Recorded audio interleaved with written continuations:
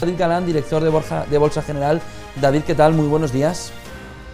Hola, ¿qué tal? Muy buenos días. Bueno, una jornada para atarse bien a la silla, ¿eh? Subida del 16% de Naturgy, PharmaMar 35 minutos sin poder casar operaciones, subida del 15%.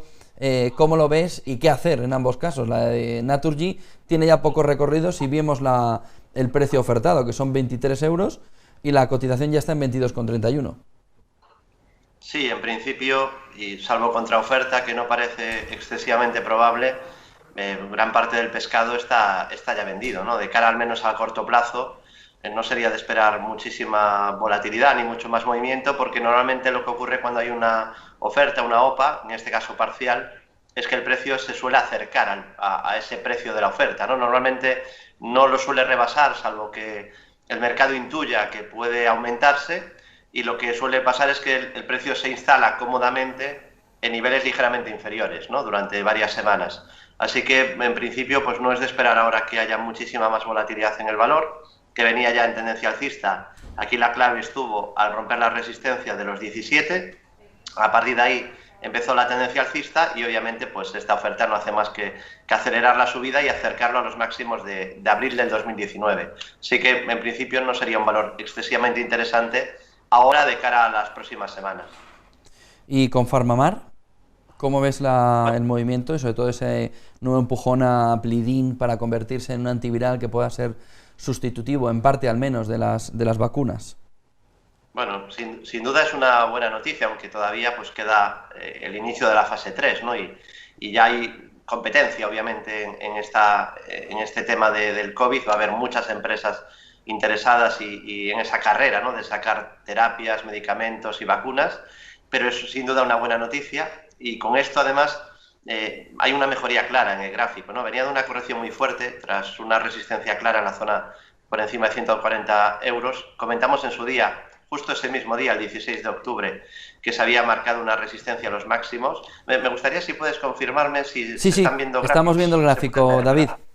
Vale, perfecto. Bueno, pues voy enseñando aquí, esto es una vela Doji lápida que se dejó el día 19 de octubre, y para que no asuste el nombre y se entienda un poco la pedagogía, esto lo que indica es una sesión de más a menos, además con volumen, donde aparecen muchas ventas de inversores y coincide con un intento fallido de ruptura de resistencia, que se supera durante el día, pero no se logra cerrar por encima. Esto lo que significa es que es un intento fallido de romper una resistencia y que al final los vendedores se impusieron durante la sesión, porque llegó a ser una sesión de fuerte subida y acabó entrando presión vendedora en una jornada además de volumen y volatilidad, y acabó no cayendo, pero con una subida muy tibia. A partir de ahí entraron ya muchas ventas y lo normal era que viniera una corrección, ¿no? Porque ahí hubo ventas importantes. Y ahora pues parece que se ha recuperado a partir de romper este máximo de los 78,70. Mejoró un poco al empezar a hacer, al menos en el muy corto plazo, mínimos y máximos ya crecientes, y hoy señal de mejoría clara al romper la media. Siempre es muy positivo cuando se supera la zona de la media con un gap, y lo voy a enseñar en este mismo gráfico para que se entienda. Esto, cada vez que hay un hueco importante, y sobre todo con rupturas de la media, aquí por ejemplo hubo una ruptura de la media en el mes de julio del 2019, voy a enseñarlo también para que se vea, y estamos en una situación similar. A partir de ahí, de que se supera la zona de la media y encima con un gap, la zona de la media pasaría a ser una teórica zona de soporte y por lo tanto hay mejoría clara. Además, aquí tenemos un gap en isla, esta zona toda quedó aislada del precio, con lo cual, bueno, al menos en el corto plazo hay mejoría, pues siempre destacando que es un valor muy volátil, ¿no? En este tipo de valores normalmente yo dedicaría una parte menor del capital que destinemos a las acciones, ponderarían menos, ¿no? Pero en todo caso, interesante, había ya pesimismo, todo lo contrario a lo que ocurría en octubre, se suele calentar con noticias,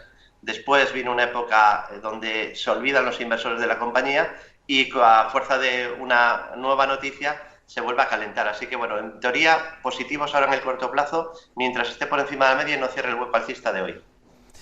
¿Qué hacemos con materias primas en la jornada, que también las vemos todas en negativo? Bueno, en el caso voy a comentar el petróleo Brent, porque en cuanto al oro y la plata no hay mucha novedad respecto a lo que comentábamos la semana pasada. Tiene la plata un soporte en 21,80, que es la clave para no anular un doble suelo, y el petróleo, y el oro se encuentra consolidando pues con la resistencia clave que decíamos en $1.960. Por encima de 1.900 $60, apuntaría a que la corrección de corto plazo ha terminado y que todo apunta a la continuidad. Y como decía, nos centramos un poquito más en el petróleo, que está en una tendencia alcista, el Brent, muy clara en los últimos meses, desde aquella, pues esa famosa época donde llegamos incluso a ver el futuro más reciente del petróleo negativo, cosa que es pues muy extraña, muy llamativa y que copó titulares en la prensa de todo el mundo, con razón. Y a partir de ahí, bueno, había muchísimo pesimismo, que suele ser la antesala de recuperaciones y subidas importantes. Y ahora, bueno, después de una gran subida, ahora estamos consolidando un poco en un movimiento bastante lateral, que tiene pues zona clave de soporte en torno a 54,50, en concreto 54,48. El mínimo anterior era 54,49 casualmente, con lo cual ya tenemos dos mínimos en la misma zona, luego tenemos dos máximos prácticamente en la misma zona, y cuando esto ocurre, cuando tenemos al menos dos zonas de apoyo en un soporte y dos zonas de resistencia en el mismo nivel aproximadamente, podemos destacar, por tanto, un rango lateral o rectángulo. En este tipo de circunstancias deberíamos de medir el rango de este canal o de rectángulo y proyectar en el punto de ruptura, es decir, que si supera la zona de 56,64 apuntaría a continuidad de la subida con un objetivo importante, hablamos de un objetivo en torno a $2 por contrato, y si pierde en cambio la zona de 54,50, 54,48, nos activaría un objetivo de caída de $2 también por contrato, hacia 52,50. De momento, tibio, en el sentido de que no hay tendencia clara ahora mismo, hay que esperar y vigilar esa ruptura de rango para poder pues hacer una toma de posiciones. Muchísimas gracias, David Galán. Buen día, buen negocio. Vamos a necesitar un buen café, un buen té para poder mantener esto. Un placer y muy buenas inversiones a todos. Gracias, buen día, buen negocio.